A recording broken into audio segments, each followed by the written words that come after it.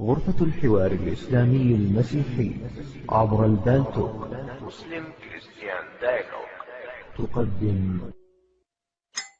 بسم الله الرحمن الرحيم. اللهم رب جبرائيل وميكائيل وإسرافيل فاطر السماوات والأرض عالم الغيب والشهادة، أنت تحكم بين عبادك فيما كانوا فيه يختلفون، اهدنا لما اختلف فيه من الحق بإذنك، إنك تهدي من تشاء إلى صراط المستقيم. اللهم آتنا نفوسنا تقواها وزكاها، أنت خير من زكاها، أنت وليها مولاها. اللهم ارزقنا الهدى والتقى والعفاف والغنى. سبحانك رب العزة عما يصفون، وسلام على المرسلين، والحمد لله رب العالمين. بسم الله الرحمن الرحيم. وأسألكم ادعوا لي بالتوفيق إن شاء الله في المحاضرة. محاضرة اليوم طبعا محاضرة في قمة الأهمية. أنا عاوز كل واحد مسيحي يسمعني. المحاضرة ليس للجمعة المسيحية، ولكن محاضرة لتبيان الحق وإظهار الحق. الله سبحانه وتعالى لا يأمر بالفحشاء. هذا الكتاب مستحيل يكون كتاب الله سبحانه وتعالى. الكتاب المقدس عبارة عن سب في الله، في ذات الله، وسب في الأنبياء، وسب في البشر. الكتاب المقدس يصف الله سبحانه وتعالى بصفات لا تليق سبحانه وتعالى، بأنه خروف، بأنه لبؤة، أنه عف، أنه وغيره كثير منهم. كما يصف الأنبياء كلهم بأنهم ارتكبوا جريمة الزنا والفواحش. يسوع نفسه يقول جميع الذين قاتلوا قبلي هم سراق ولصوص. الكتاب المقدس كمان يصف الإنسان بأنه بهيمة.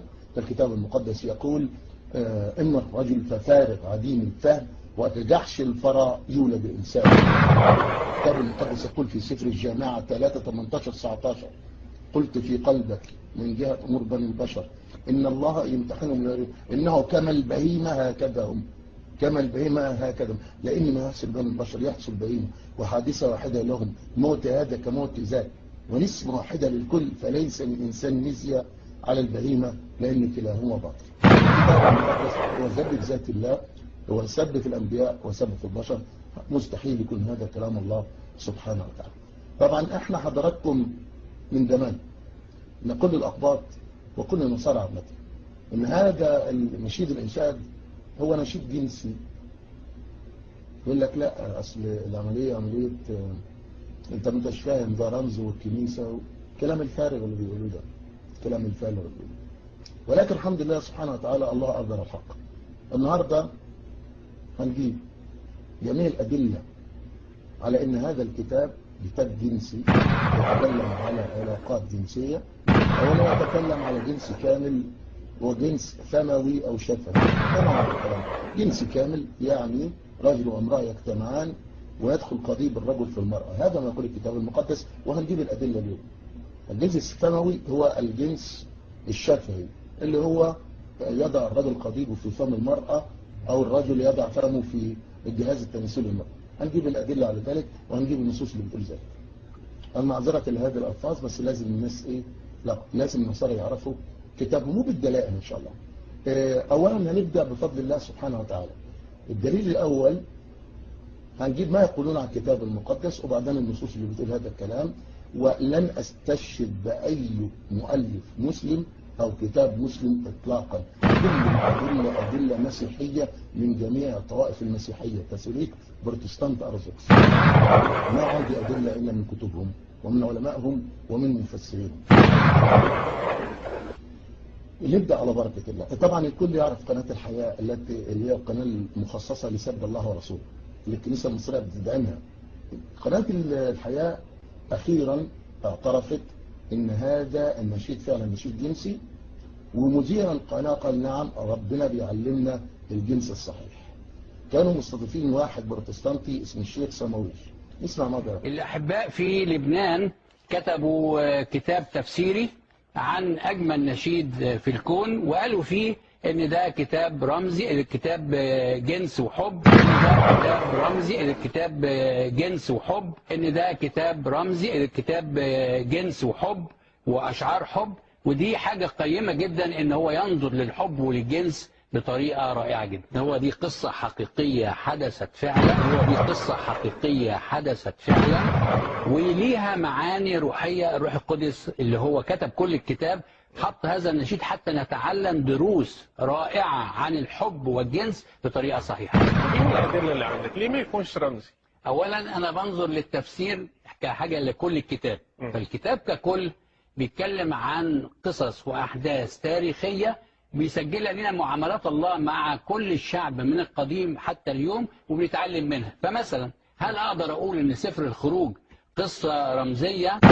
لكن دي قصة واقعية، حصل خروج فعلا من بني إسرائيل ومصر ومسجلة في سفر الخروج. هل أقدر أقول إن الأحداث اللي موجودة في سفر الخروج دي حاجات حصلت ولا مجرد رمز؟ يعني مثلا لا، الفصح حصل طبعا. وبعدين بنتعلم منه حاجة أو يرمز للمسيح. يبقى إذا أو مثلا راعوث قصة حصلت فعلا ومسجلة واحنا بنتعلم منها. او يونان مثلا، قصه يونان صح. قصه حقيقيه حصلت، ويونان دخل بطن الحوت وبعدين ربنا وجهه مره ثانيه ويرجع عشان يبشر نينوى. يبقى قصه واقعيه حقيقيه مكتوبه وانا بسجل منها او بتعلم منها امور روحيه. ليه نشيد الانشاد بالذات عايز اعتبره قصه مش حقيقيه؟ ليه نشيد الانشاد بالذات عايز اعتبره قصه مش حقيقيه؟ ليه نشيد الانشاد بالذات عايز اعتبره قصة مش حقيقية؟ الشيخ صموئيل، أنا يعني سمعت معايا كل شيء. بعتقد أنه التفسير الحرفي يريد أن يعلمنا أن الله يعلم الإنسان الجنس الصحيح. يريد أن يعلمنا أن الله يعلم الإنسان الجنس الصحيح. دي قناة الحياة، استضيف الشيخ صموئيل والمذيع بتاعت القناة. وفي الآخر الشيخ قال صموئيل، وكان المرجع بتاعه لتفسير نشيد الإنشاد أجمل نشيد في الكون بتاع الدكتور يوحنا قمير والدكتور لويس خليفة، وأكد فيه أن هذا النشيد هو نشيد جنسي. نشيد جنسي بيتكلم عن العلاقة الجنسية بين الرجل والامرأة. المذيع اضطر في الآخر يقول له نعم، الإله بيعلمنا الجنس الصحيح، ما عندنا مشكلة. طيب هذه أول شيء. ثاني شيء هنسمعه الآن، ده تسجيل لعلماء لاهوت مسيحيين ويهود واعترفوا ان نشيد الانشاد هو نشيد جنسي. حضرتكم ممكن ترجعوا، موجود السلسلة كلها على اليوتيوب. السلسلة اسمها الجنس في الكتاب المقدس، الجنس في الكتاب المقدس. والسلسلة كانت عاملاها التلفزيون الامريكي ناشونال جيوغرافيك، وحلقة كاملة بتتكلم على الجنس في الكتاب المقدس وخاصة نشيد الإنشاد. هنسمع جزء خاص بنشيد الإنشاد. المستضيفين في الحلقة علماء يهود اللي هم أصحاب التوراة، اللي هم أصحاب العهد القديم من التوراة القديم، وعلماء مسيحيين. Though there is sin and shame and love gone terribly wrong throughout the Hebrew Bible. بيتكلم على ان الكتاب المقدس مخصص في بعض الأسفار بتتكلم على الشهوة الجنسية والعلاقة الجنسية بين الرجل والامرأة. Bible. There is also a great celebration of physical passion between man and woman. احتفال بشهوة الجسد أو العلاقة الجنسية بين الرجل والمرأة في الكتاب المقدس. An entire book of the Bible, كتاب كامل في الكتاب المقدس called the Song of Songs, يسمى نشيد الإنشاد، is devoted to the joy of sex. مخصص فقط لمتعة الجنس. Thank God Song of Songs is in the Bible. أحمد الإله أن نشيد الإنشاد في الكتاب المقدس. وإن لم يكن نشيد الإنشاد موجود في الكتاب المقدس، Song of Songs was not in the Bible, we would never know. And that نشيد الإنشاد مش موجود في الكتاب المقدس، لم نكن أبدا نعرف أن الحب الشهواني حقيقة ومسموح به، الإله سمح به. good old lust, good old passion, good old grinding is permissible. الحب، كل الحركات الجنسية، كل شيء مسموح به. The song is a collection of free-form poems. نشيد الإنشاد عبارة عن مجموعة من الأشعار ما بين رجل وامرأة وحبيبها يعني. كمان ملوش علاقة بالموضوع ده، هنجيب لكم الدليل الآن. Written in the voices of a maiden and her lover. How graceful are your feet. وبدأ يقول نشيد الإنشاد الإصحاح السابع: ما أجمل رجليك من علينا بنت الكريم. The sandals of cunningly maiden. Your rounded thighs are like jewels, the work of a master hand. Your navel is a round. عن سرات الكأس المدورة، وده هنتكلم عليها بالتفصيل. السرة لا تعني السرة، السرة الجهاز التناسلي، وعندي الأدلة من علماء المسيحيين وبالاسم وبكل شيء. بيقول لها جهازك التناسلي أطعم من الخمر أو يعني طعمه مثل الخمر، taste like wine. The bowl that never lacks mixed wine. The lover says that his beloved's navel is like a goblet of wine. يقول الحبيب ان سرة حبيبه ان هي مثل كاس المدورة.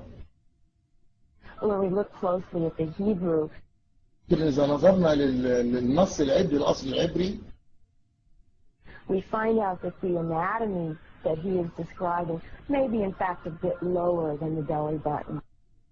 ان هو بيوصف الجزء الاسفل من الصورة، يعني جهاز تمثيل المرأة. قبل ما نبدا على بركة الله، عشان ما حد يتخيل ان ده سليمان ليه دعوه بهذا الموضوع اطلاقا. طبعا هو في ردود كثيره جدا من علماء المسيحيين بيأكدوا المؤلف غير سليمان، بس انا اهم شيء عندي اليهود. ماذا يقول اليهود؟ الصح اصحاب الكتاب المقدس او اصحاب اللي انتم بتقولوا العهد القديم.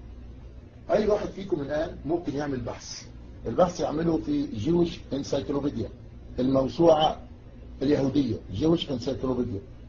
اعمل البحث اندر سونج اوف سولومونز، ماشي، سونج اوف سونجز، نشيد الانشاد. هتجد الاتي مكتوب في الموسوعه كده: not one of the song composed by Solomon. ما اهو الرابط امامكم على التكسر. ما فيش سفر من الاسفار الاناشيد كتبها سليمان، ما في حتى سفر واحد، not even one. فسليمان عليه السلام بريء، واللي بيقول هذا الكلام ده اليهود، وكمان علماء المسيحيين بيقولوا كده، بس انا هكتفي بس بكلام اليهود اللي هم اصحاب الكتاب. الرابط امام حضراتكم وادخلوا. سليمان ما له دخل. بالمناسبه سليمان كمان لم يكتب كتاب الحكمه، وهذا كلام اليهود، ولم يكتب كمان كتاب ايه تاني؟ كتاب الامثال. بس خلينا في الموضوع اللي احنا بنتكلم فيه. الست اللي كانت بتتكلم دي مين؟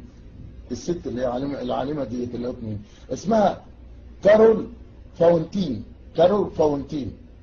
وفي معهد لدراسات الكتاب المقدس، اهو نزل على التكس اهو، الاسم ينزل على التكس اهو. كل شيء بالدليل امامكم.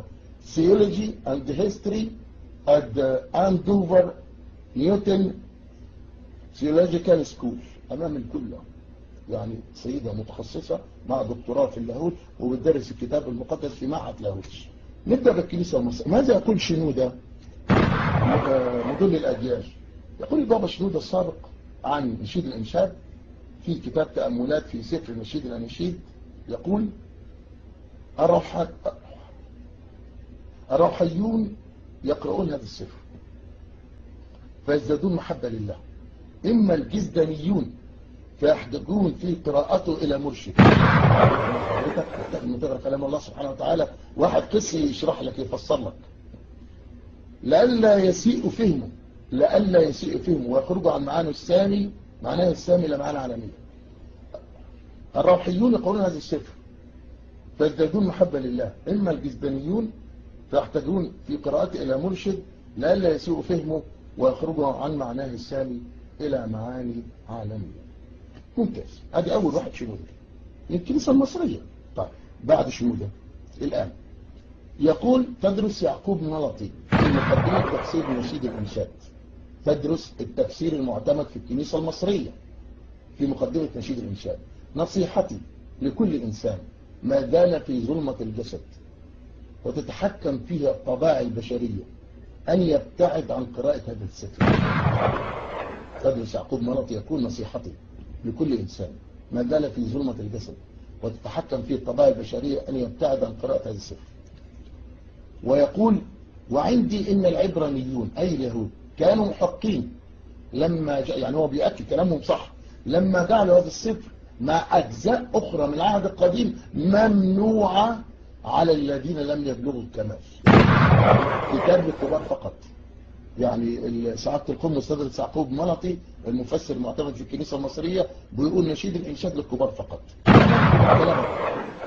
أنطونيوس فكري، وبرضه قمص أنطونيوس فكري ليه تفسير معتمد من الكنيسة المصرية، يقول على نشيد الإنشاد في المقدمة: هو سفر البالغين أو الناضجين روحيا، وكان اليهود يمنعون قراءته لمن هم أقل من 30 سنة حتى لا تشوه أفكارهم الجسدية معاني السفر، وهو سفر البالغين إيمانا، يعني للكبار فقط. يعني أنطونيوس فكري في تفسير نشيد الإنشاد في المقدمة يقول هو سفر البالغين والناضجين روحيا، وكان اليهود يمنعون قراءات لمنهم أقل من سن 30 سنة حتى لا تشوه أفكارهم الجسدية. معايا السفر هو سفر البالغين إيمانيا.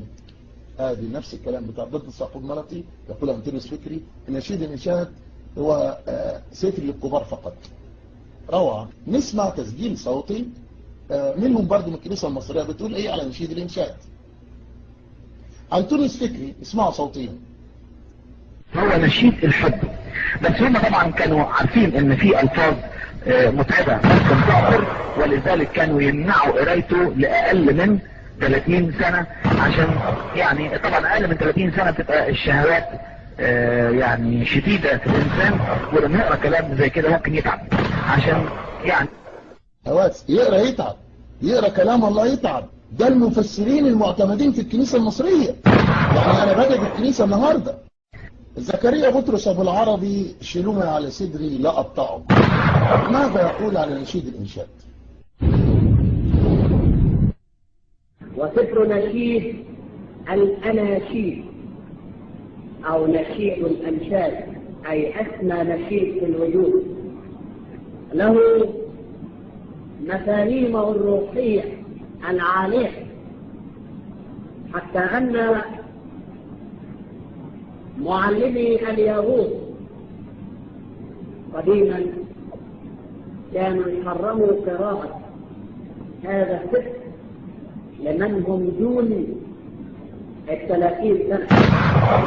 يعني نفس الكلام اللي تدرس يعقوب ملطي هو نفس الكلام اللي قاله القمص أنطونيوس فكري، هو نفس الكلام اللي أكده مين؟ زكريا بطرس، أن اليهود منعين النشيد ده للكبار فقط، أقل من 30 سنة ما ينفعش يقرأ. كله بالدليل. اللي أقل من 30 سنة ما كانوش يسمحوا له بقراءة هذا السفر لئلا يتعثر في معانيه، ولئلا يفهمه بطريقة جدانية. وبكل أسف شديد لا زال يعني عن طريق الجسد. يعني كتاب محتاج شفرة، كتاب محتاج يعني تروح للأمن ويتكلك الشفرة بتاعته عشان تقدر تفهمه مفتاح الشفرة. إلى الآن عينات أولئك المتعثرين الذين يبحثون عن العثرات، يا ناس بيدوروا وبيقروا سفر نشيد الأنشاد كمادة غنية لطلبات الغرام، مادة غنية لطلبات الغرام. وآخر ما رأيته كتابا جنسيا تجرأ كاتبه في وقائع ووضع عنوانا لكل باب في هذا الكتاب مأخوذا من سفر نشيد الأنشاد. كتاب جنسي والمرجع بتاعه كان نشيد الإنشاد، واللي يقول كده زكريا بطرس شيلوه من على صدري لا أقطعه. يحولون المقدسات بحسب فكرهم النجس إلى ما يشبع غرائزهم. كده بدأنا بالكنيسة المصرية. ننتقل قبل ما ننتقل خليكم معايا ثانية واحدة كده، ثواني. شوف حضراتكم فيلم نشيد الإنشاء بيتحول إلى فيلم جنسي. اتفضلوا حضراتكم اهو، عملوا فيلم جنسي اهو. اهلا وسهلا بكم اهو، اهلا وسهلا بالمسيحيين. اتفضلوا الرابط اهو. تحول الى فيلم جنسي، فيلم نشيد الإنشاد. نشيد الإنشاد عملوا فيلم جنسي، لأن هو ده الفيلم الصحيح. هذا هو الفيلم الصحيح للكتاب. هذا كتاب جنسي يعلم فنون الدعارة، يعلم الجنس الكامل، الجنس الفموي أو الشكل. كلام جميل. الآن ننتقل إلى بقية لطاف المسيحية. ماذا تقول عن نشيد الإنشاد؟ كويس. نبدأ على بركة الله. في كتاب مشهور جدا جدا، كتاب اسمه للآب استيفان شاربانتيه. كتاب الآب استيفان شاربانتيه. الكتاب اسمه دليل إلى قراءة الكتاب المقدس، مشهور جدا، ممكن تعمل له داونلود من أي موقع مسيحي. تحت عنوان نشيد الإنشاد، الجزء الأول صفحة 87. ماذا يقول؟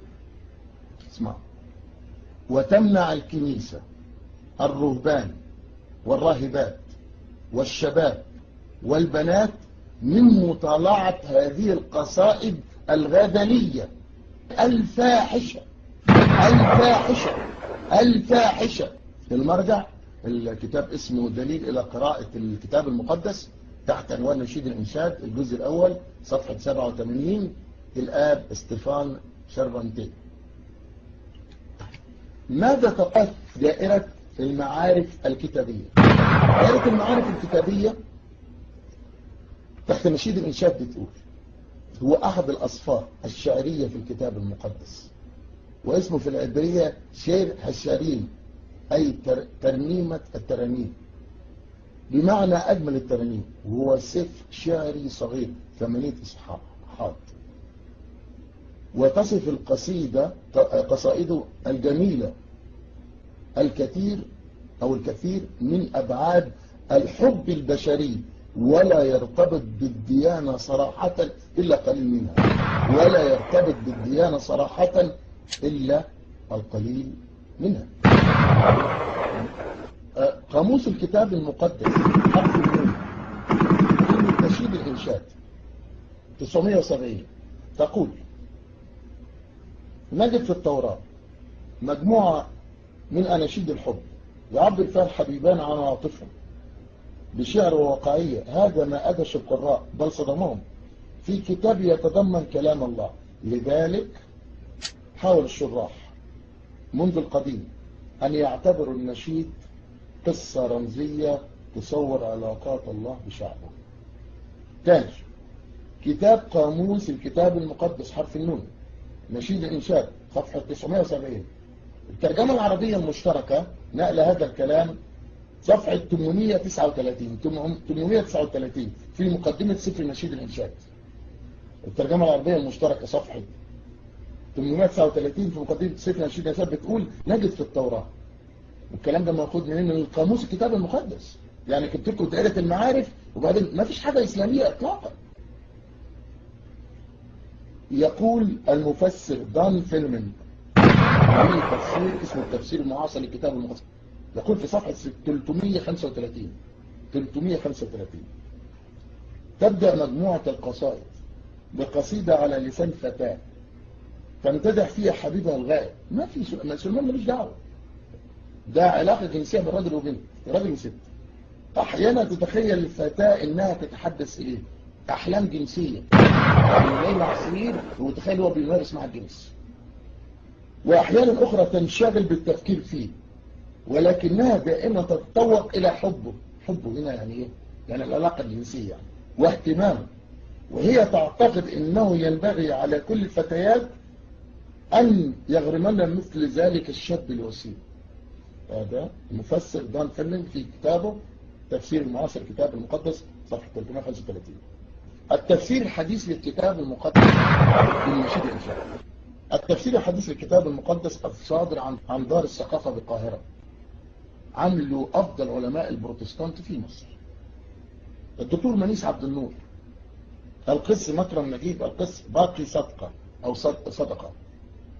يقول: كلمة سرتك تعتبر ترجمة خاطئة للأصل العبري. الترجمة الصحيحة الفتحة التناسلية للمصري. أمامكم اهو. يعني إيه سرتك أطعم من الخمر؟ لا، نقول جهازك التناسلي أطعم من الخمر. اللي قال الكلام ده مين؟ تفسير حديث الكتاب المقدس عن دار الثقافة المصرية بالقاهرة، القس الدكتور القس منيس عبد النور، القس مكرم نجيب، القس باقي صدقة. ويقول كذلك كلمة بطنك صبرت حنطة. يقول البطن هنا هي برضه الجهاز التناسلي. بطن نفس التفسير في نفس الكتاب، بطنك صبرت حنطة وسيجة بالسوسن. يقول لا، أنا بتكلم على الجهاز التناسلي للمرأة. فبيقول هنا وفي كلمة بطن صبرة حنطة مساجة بالسوسن إن الأصل العبري بطن بل الجزء السفلي من البطن أسفل السرة، يعني الجهاز التناسلي. التفسير المعاصر للكتاب المقدس لأكبر علماء البروتستانت في مصر. ما في شيء من عندي. تقول أنا ماري بلتي في كتابها نشيد الإنشاد سلسلة دراسات في الكتاب المقدس صفحة 19 جبال باتر الوارد ذكرها في نشيد 2:17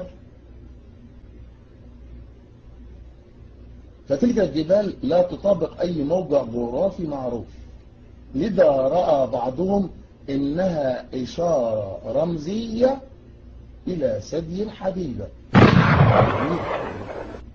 بعد يقول مارفن هوب أستاذ اللغات السامية الغربية في جامعة ديل إنه من الثابت إن كلمة يد اتخذت كمعنى لقضيب الرجل في المجتمعات السامية، اللي حبيبي مد يده من القوة فأنت عليه أحشائي.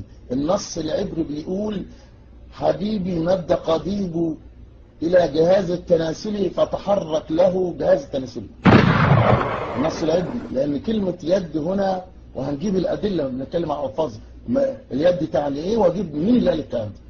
فيقول إنه من الثابت إن كلمة يد اتخذت كمعنى لقضيب الرجل في المجتمعات السامية في الشمال الغربي وفي أشعار الأوغريتية، وتضمن قوانين ومجتمعات وادي قمران على عقوبات لمن يكشف عن يديه أي قضيبه،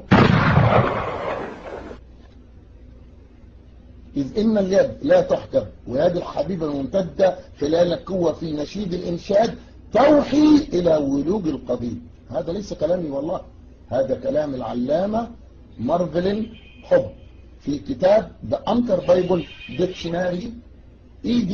ديبتنول فريدمان فاليوم 1 بيج 720. طبعا حضرتك ممكن ترجع كمان للأب يوحنا قمير والأب لويس خليفة في كتاب نشيد الإنشاد أجمل نشيد في الكون صفحة 55. كتاب نشيد الإنشاد أجمل نشيد في الكون أتطرق له بالتفصيل بعدين 55 عن كلمة يد والأصابع. فيقول استعمال الكاتب هاتين الكلمتين مرادفتين، يعني هي الكلمة الأساسية القضيب للرجل وجهاز التناسلي للمرأة مرادفتين، ويكثر استعمالهم كما في النصوص الأوغريتية رمزا إلى أعضاء الجنسية. عندما قال حبيبي مد يده من القوة فأنت عليه أحشائي، يعني يقول حبيبي دخل لمؤاخذة عن القضيب داخل الجهاز التناسلي فتحرك لها الجهاز التناسلي، لأن المتكلم من المرأة رمزا الأعضاء الجنسية. ويقولان كمان عن كلمة أحشائي في سياق تفسير النص حبيبي مد يده من القوة فأنت عليه أحشائي، تعني الأحشاء. هذا كلام دكتور يوحنا قمير والدكتور لويس خليفة، ان هذا تعني الأحشاء تعني في المفهوم الشرقي موقع الإقصار يعني الجهاز التناسلي أو الإنجاب، وتعني الأحشاء حنان الأم وشفقها، وتعني في هذه الآية ما تعني في إشعياء 63:15 أي الشهوة والهوى. الآن في أيضا في تفسير اسمه اسم The New American Commentary لأستاذ تفسير العهد الجديد في معهد اللاهوت المعمداني الجنوبي واسمه دون جارت، يقول في تفسير للنص إن كلمة اليد في العبرية واللغات السامية الأخرى تستخدم كتعبير عن العضو الرجالي أي قضيب الرجل، وبيقول والكناية الجنسية في النص واضحة جدا، يعني دخل القضيب في الجهاز التناسلي بتاعها فهي بدأت تشعر بيه. حبيبي مد يده من قوة فأنت له أحشاء، حبيبي مد قضيبه من الجهاز التناسلي فأن له جهاز التناسلي. ارجع إلى الجزء 14 صفحة 480. يقول كتاب مدخل نشيد الإنشاد في الكتاب المقدس. مدخل نشيد الإنشاد في الكتاب المقدس، مدخل نشيد الإنشاد في الكتاب المقدس صفحة 961 962. من الذي جمع أغاني الحب هذه؟ لا نعلم. يلقى المؤلف إلى القرن الرابع قبل الميلاد، وقد نسب لسليمان كما نسب له سفر الأمثال والجماعة. يعني مش عارفين مين اللي جمع الأغاني دي. وطبعا بيقول لك يعني المؤلف ليس سليمان، نسب إليه لكن ليس هو. يقول وضع ترجمة الكتاب المقدس للآباء اليسوعيين إن هذا الكتاب الصغير يشكل مسألة من أشد المسائل المتنازع عليها في نصوص الكتاب المقدس. فما معنى هذه القصيدة الغزلية أو مجموعة القصائد الغزلية في العهد القديم؟ فالكاتب طابع غرامي، وهو لا يتوقف على الجمال الطبيعي ولا يذكر الله ولا إنجاب الأولاد، يعني علاقة جنسية جنس من أكل الجنس. في إشارات إلى جغرافية فلسطين، بل في ذكريات أسطورية، وده طبعا بيأكده جميع المفسرين أن أساسه أسطوري، والكلام ده واضح جدا في تفسير نشيد إنشاد أجمل نشيد في الكون للدكتور يوحنا قمير والدكتور لويس خليفة. بل في ذكريات أسطورية مع ذلك فلا نجد فيه أي مفتاح لتفسيره. احتاروا في تفسيره، من الذي ألفه وفي أي تاريخ ولماذا ألف؟ وإذا صح أن وجوده في قانون الكتب المقدسة لم يكن إلا مصادفة، لم يكن إلا مصادفة، فكيف اكتسب مكانه حتى أنه وجد دوره في رتبة الفصح اليهودي في وقت لاحق؟ الكتاب المقدس ترجمة الآباء اليسوعيين، مدخل إلى سفر نشيد الإنشاد، صفحة 1378. ترجمة الآباء اليسوعيين، مدخل سفر نشيد الإنشاد، صفحة 1378. تقول أنا ماري بلتيه أكد بعض الكتاب إن هذا النشيد كان يقرأ في الخمارات وكأنها أغنية خمرية.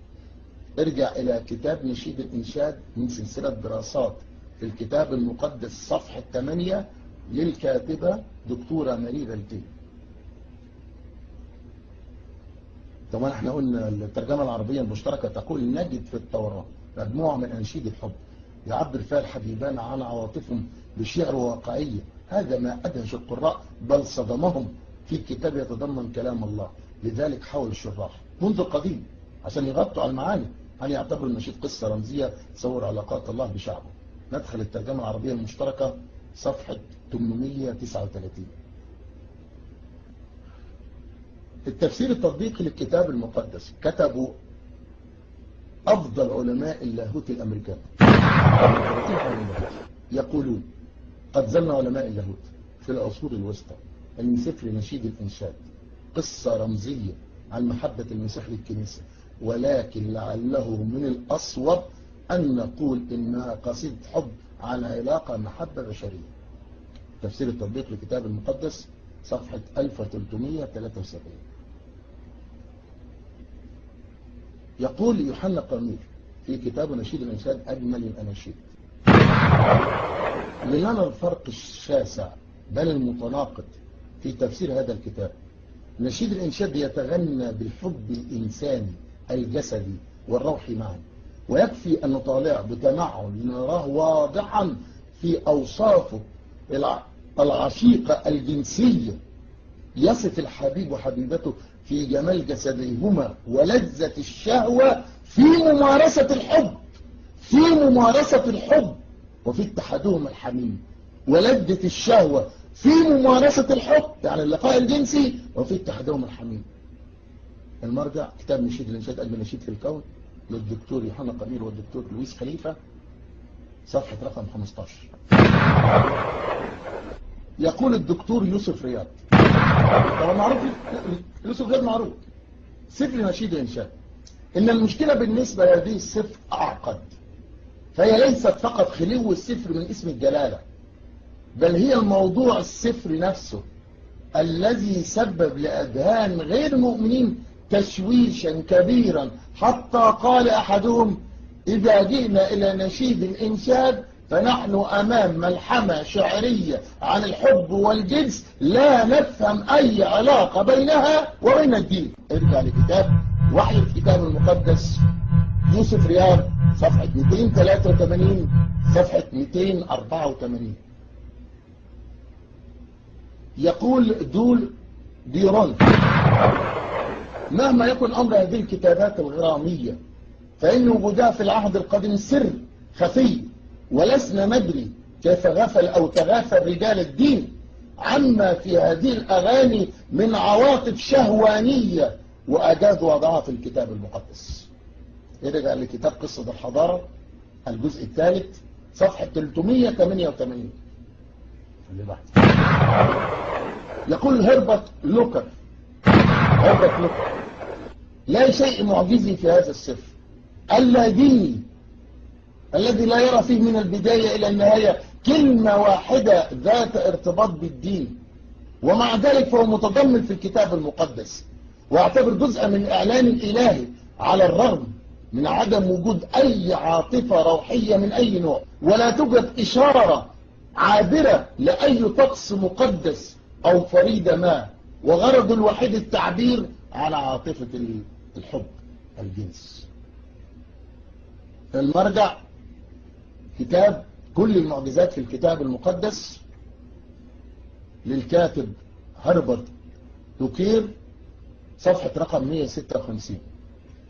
يقول مؤلف الكتاب المقدس مع دراسات للنمو في الحياة المسيحية: يتعجب كثيرا من الناس عن سبب وجود قصيدة حب وعلاقة جنسية بين طيات الكتاب المقدس، ولهذا يرى البعض يجب أن نقرأها بطريقة رمزية عشان يضحكوا على العوام، عشان البهايم. أمين يا أبونا. ارجع للكتاب المقدس مع دراسات للنمو في الحياة المسيحية صفحة 731. كل شيء بالدليل عشان يضحكوا على العوام.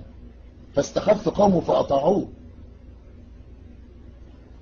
يقول مارفن هوب أستاذ اللغات السامية الشمالية الغربية في جامعة بيل: يوحي بأن العقيدة على ما يبدو هو احتفال الفاجر من الحب الجنسي. احتفال الفاجر من الحب الجنسي. مقدمة في نشيد الإنشاد صفحة 7 في كتابه نشيد الإنشاد Song of Songs صفحة 7. يقول القصة أنطونيوس فكري هو سفر البالغين أو الناضجين روحيا، وكان اليهود يمنعون قراءته لمن هم أقل من 30 سنة حتى لا تتشوه أفكارهم الجسدية معاني السفر. هو سفر البالغين إيمانيا للكبار فقط. ارجع للكتاب شرح الكتاب المقدس من تفسير وتأملات الآباء الأولون، تفسير سفر نشيد الإنشاد المقدمة. سفر نشيد الإنشاد 2: أدخلني إلى بيت الخمر وعلم فوقي محبة. يقول يوحنا قمير: بيت الخمر هو بيت الإغراء واللذة. لذة من ممارسة الجنس يعني. الإغراء واللذة. أين هذا الكلام التفسير الروحاني؟ يسوع بيحبك ومات عشانك وطلع النخلة والكلام الفارغ اللي بيقولوه. ارجع لكتاب نشيد الإنشاد أجمل نشيد في الكون صفحة 32. نشيد الإنشاد 4:1: ها أنت جميلة يا حبيبتي، أنت جميلة، عيناك حمامتان من تحت رقابك، شعرك قطيع معد رابط على جبال جلعاد. يقول إن هذه الأوصاف في هذه القصيدة تتجاوز الشكل الهندسي، شكل العينين والثديين والجيد في أعضاء الجسم وأوصافها، يعني أعضاء الجسم كلها، وفي المفهوم الشرقي ولا سيما العبري منه إشارات إلى ما تسير من إعجاب بالجمال وعنف في الحب. عارفين يعني عنف في الحب مش عارفين؟ يعني الأداء الجنسي بقوة وعنف ومن شهقات. يعني عندما تصل المرأة إلى اللذة شهقات. ما أجملك، كلك جميلة. ارجع لكتاب نشيد الإنشاد أجمل نشيد في الكون صفحة 44. هذا هو كتابهم. 4:16: يفتح حبيب جنته. يقول يوحنا قمير: الدخول إلى الجنة على الجنة. عارفين يعني إيه؟ مقصود بها الجهاز التناسلي يعني. أي على الحبيبة، يعني غالبا في العهد القديم مشاركتها السرير. تكوين 16:2 مزمور 51:2. ويعني أكل ثمرها. ما هو ثمرها؟ وهنجيب بالدليل الجنس الثموي في الكتاب المقدس، أي الجهاز التناسلي اللي هو جنس الثموي يعني الجهاز التناسلي، والتمتع بحبها. كتاب نشيد الإنشاد أجمل نشيد في الكون صفحة 53. قمت لأفتح الحبيب ويدي تقطران مر وسماه مر قاطع على مبض القفل. يقول حنا قمير ولويس خليفة: يديه وأصابعه يستعمل الكاتب هاتين الكلمتين المرادفتين ويكثر استعمالهم كما في النصوص الأغراتية رمزا للأعضاء الجنسية. يعني بيتكلم عليه جهاز التناسلي بتاعه، القضيب بتاعه جهاز التناسلي. ارجع لكتاب نشيد الإنشاد أجمل نشيد في الكون صفحة 55. سرة الكأس المدورة لا يعودها شارب ممزوج، بطنك صبرة حنطة مسيجة بالسوسن. ماذا يقولون علماء اللاهوت في هذا الكلام؟ سرتك، الكلمة العبرية مترجمة سرة تعني عادة الجزء الأسفل من الجسم أي الجهاز التناسلي. وستيوارت ترجمها بمشبك الحزام، والكأس أجمل شيء عندما تملأ بالخمر، هيكون في خمر في الجهاز التناسلي عشان إيه؟ الجنس الفموي. ارجع لكتاب تفسير الكتاب المقدس الجزء الثالث لجماعة من اللاهوتيين والمفسرين برئاسة الدكتور برانس صفحة 430. يوحنا قمير والويس خريفة في هذا المجمل يقول في كلمة سرتك كوب لا يفرغ من الخمور، الوصف جريء، وتشبيه السرة بكوب لا يفرغ من الخمر يعني الإشارة بها العدو النسوي، يعني جهاز التناسل، إشارة لطيفة. ولدينا تماثيل الآلهة، آلهة الحب، عاريات، فرعونيات وأرميات وفلسطينيات، وأن يتنزلن بالعقود ويبرزن أجسادهن ويشربن الخمور مع عشاقهن. ارجع لكتاب نشيد الإنشاد أجمل نشيد في الكون صفحة 68. يقول المفسر دان فيلمن في كتاب التفسير المعاصر: وبعد ذلك يضيف الحبيب أنشودة قصيرة متعلقة بالحب الجنسي تعبر عن رغبته القوية نحوها، أي الممارسة الجنسي معها، وتجيب الفداء بأنها لا تنتمي لأحد، يعني موافقة ما عندهاش مشكلة، لا أحد سواه، وترغب في أن تتنزه معه عبر الحقول وبساتين القرون حيث يمكنهما أن يستمتعا معا بحبهما بعضهما لبعض. تفسير المعاصر للكتاب المقدس صفحة 338. قامتك هذه شبيهة بالنخلة وثدياك بالعناقيد، قلت إني أصعد إلى النخلة وأمسك بعزوقها وتكون ثدياك كعناقيد الكرم ورائحة أنفك كالتفاح.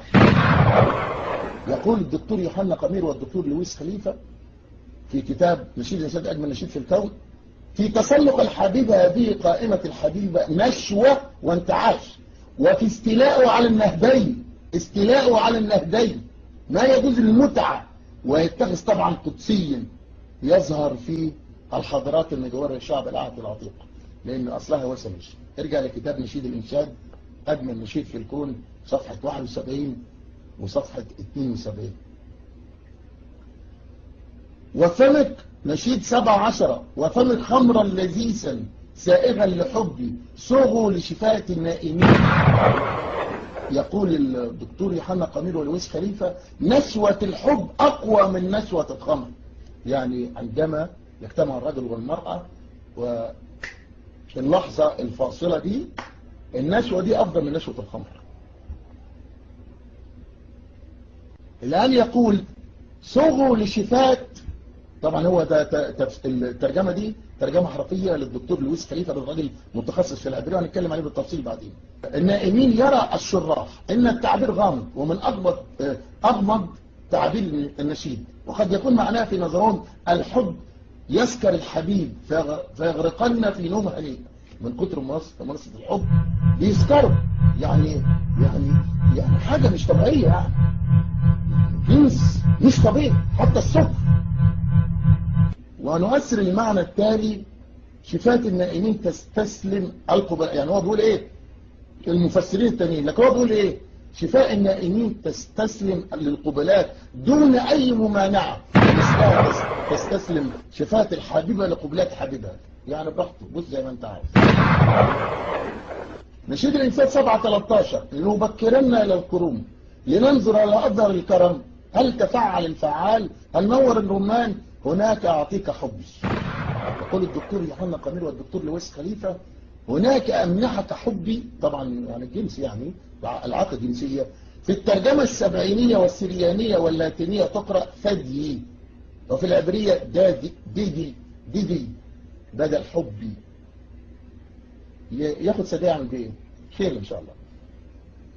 نشيد الإنسان 7:14: اللفاح يفوح رائحته، يقول الدكتور يوحنا قمير والدكتور لويس خليفة في كتابه نشيد الإنشاد صفحة 63: اللفاح نبات فلسطيني أرامي فينيقي ويبدو عرفه ذو قدر ومثيرا للشهوة. الكلام واضح، الكلام واضح. بتديله نبات عشان يصير شهوته، عشان يبقى قوي جنسيا عندما يمارس مع الجنس. ففي تكوين 30-14-15 تسعى رحيل إلى امتلاك لفاح، ومصر الفراعنة كانت تستورده بكثرة، وقد عثر في مدافن توت عنخ آمون على صندوق مزخرفة وعليها صورة رجل يقطب اللفاح ويحدق إلى امرأة على مقربة منه، وقد عثر على رسوم عديدة تمثل سيدات يتشنقن رائحة اللفاح، أو تمثل ملكة نصف عارية ويتضع اللفاح أمام أنف الملك ليشمه. ولدى حبيبة النشيد يستعمل اللفاح وغير اللفاح لاستغواء الحبيب. ونجد هنا ما نجد في نشيد 1-2 من مثيرات الشهوة. جاي يقول لك أصل ده كلام رمزي وعلاقة رمزية، وأصل أحمد ويسأل أحمد رمزي عشان يفسر لنا هذا النص الرمزي. يقول يوحنا قمير في كتابه نشيد الإنشاد أجمل نشيد في الكون صفحة 16: أيها القلب، أن يستعين شاعر نشيد الإنشاد بالأوصاف الجسدية الجريئة الواقعية ليرمز بها مباشرة إلى الله أو المسيح أو الكنيسة، عشان تعرفوا كلامكم فارغ من الأوصاف الجنسية الفاضحة. تقول لك أصل دي كنيسة مين ده؟ كنيسة مين؟ يعني هنا بتكلم على قضية يسوع ولا قضية الكنيسة؟ إيه الكلام الفارغ ده؟ أو إلى نفس المؤمن. السفر واضح، لا مجال لتعقيده وترميزه. ده مين اللي بيتكلم؟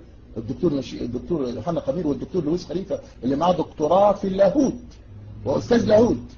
إنه نشيد الحب الجسدي لا أكثر ولا أقل، ولا نفتش عن تفسير رمزي أو ليتروجي أو دراماتيكي.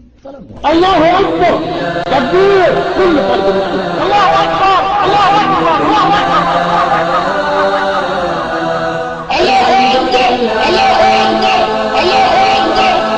الحمد لله، الحمد لله، الحمد لله. الله أكبر، تكبير كل فرد مسلم. الله أكبر، الله أكبر، الله أكبر. الحمد لله ربي يهتف باسمك قلبي. الحمد لله، الحمد لله، الحمد لله ربي يهتف باسمك قلبي. الحمد لله، الحمد لله. حمدا إلهي وشكرا أنت يا معبد يا من جل قدرا، جل قدرا. لك الحمد طوعا، لك الحمد فرضا، وثيقا عميقا سماء وأرضا.